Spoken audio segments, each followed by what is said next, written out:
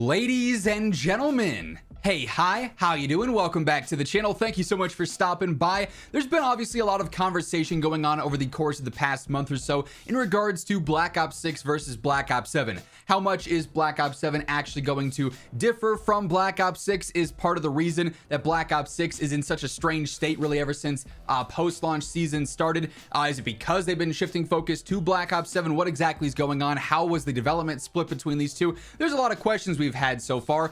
Very few of them have actually been answered, but there recently has been some leaks that have surfaced in regards to the correlation between these two titles, and I got to thinking, man, there could be something going on here that is kind of strange, kind of unfortunate at the same time, but also could give us some hope for the year to come with Black Ops 7 when you correlate it to some other things that we've heard some time ago about the inner workings, the inner machinations of what's going on with the development of these Call of Duty titles. So this first bit of info stems from COD Warfare Forum. This is initially where I started kind of piecing together this puzzle. So COD Warfare Forum says there are a lot of voice lines recorded that are to do with driving vehicles. There's nothing to do with Warzone though. It's specifically for Outbreak, it seems like, because it's not referencing Warzone mechanics, suggesting to me that Outbreak was actually cut from Black Ops 6, and he gives an example of some voice lines. We won't play them here in the video just simply for copyright reasons there, but this got me thinking, if they were prepping things, obviously Black Ops 6 and Black Ops 7 have shared some development. Charlie Intel actually alluded to this a little while back. You may recall Reality UK originally says, I wonder if more time was spent on Black Ops 7 development from Black Ops 6,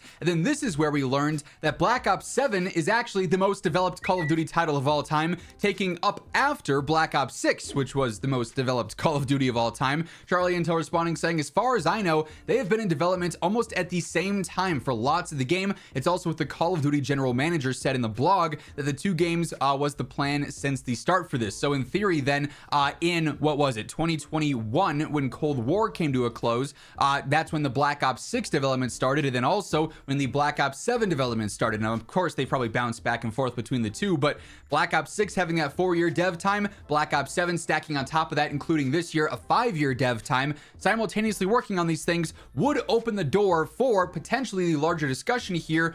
Was Black Ops 6 actually supposed to be a much larger game? And ultimately, with even surprisingly the most dev time a COD title has had yet, they said, well, maybe stuff's not going to be ready in time. Let's shift this for Black Ops 7 instead. You look at just the last 2 years of COD, Black Ops 6 and Modern Warfare 3. Modern Warfare 3 was developed in like 16 months, kind of insane. Black Ops 6, 4 years. The content is just strikingly different. Modern Warfare 3 crushed it with the post-launch support, the maps, the new content, aftermarket parts, camos, challenges. Their seasons were the most jam-packed content seasons in Call of Duty history. Black Ops 6, the opposite. There's still a decent bit of content, but it's not nearly up to the standard that Modern Warfare 3 set. And so you start to think, okay, well, in a 4-year dev time, surely you'd be able to match the pace of a COD title that was developed in less than half that time. And that just has not been the case. But if you start to think, well, maybe that was originally the plan and they were trying to hold to that, but then time constraints, other factors came up and they've shifted some things to Black Ops 7.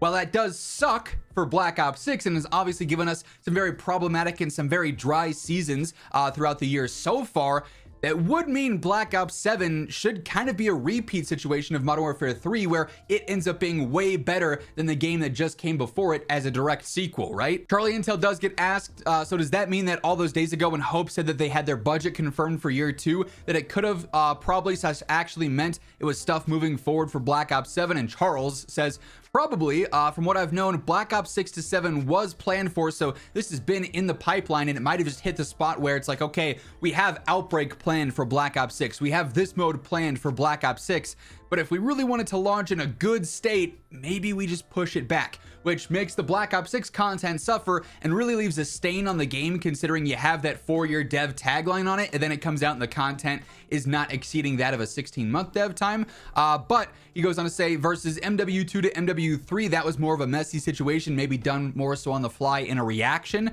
Whether or not the game itself will reflect this, we'll see, but that's how it was internally. So kind of setting up that Black Ops 7 should, in theory, far exceed Black Ops 6 in terms of content and standard, and them having this year to see feedback on Black Ops 6 hopefully is going to play into that as well, and they're able to respond to feedback rather quick, as we've talked about before. Sledgehammer, Greg Reisdorf saying that they were able to see the MW2 feedback in real time and adjust things. Hopefully Treyarch's able to do that, just responding to changes that they made themselves in Black Ops 6 that aren't being received well with the community. And then I got to thinking even more, and I was like, wait a minute, I wonder if this was actually a thought process, a series of events that occurred before Black Ops 6 even launched, because we also had this report from a while ago from Charlie Intel saying rumors have suggested that Modern Warfare 3's final seasons have had a lower amount of new 6v6 maps because Treyarch has reportedly taken some Sledgehammer Games maps for Black Ops 6 post-launch seasons. And then throughout the seasons, I think some players have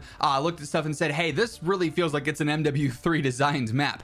It's probably why season 5 and 6 now have only had 1 to 2 new maps and more variants instead. And this was posted back in September 2024 in the midst of Modern Warfare 3 before Black Ops 6 had even launched. So they might have been at the point in the timeline when this, rumor surfaced, where they're getting pretty close to launch and everything for Black Ops 6, going, okay, we have this content planned, but because we've also been working on Black Ops 7, could we have enough here? Is it going to be ready in time? Is it more worth it to maybe take some stuff from MW3, sign it up for our stuff, and then push our originally planned stuff back to Black Ops 7 so it's fully ready, it's fully developed, there's no rush there? I think when you look at all of the context here from the original report, that there's been a lot of stuff found in the Black Ops 6 files that's referencing things that aren't coming until Black Ops 7, that would indicate a lot of it was prepped for Black Ops 6 and just didn't make it into the game, and likely was pushed back for Black Ops 7. When you also look at, the other situations of the development time frame, what was originally planned, what could have been scrapped, I think it all lines up very conveniently, and it does sort of set a larger expectation for Black Ops 7. Treyarch's had a really interesting 2 years of development here, I guess 2 experiences with Black Ops 6 and Black Ops 7, one obviously yet to come to fruition, but you go into Black Ops 6 and the bar is set so high because of that 4-year development tagline. Everyone knows this is the most developed COD in COD history. So it better launch smooth, it better launch seamlessly, and you gotta have content, it's gotta have updates that are consistent and functioning. And for a lot of the game's lifespan so far, that just hasn't been the case for one reason or another.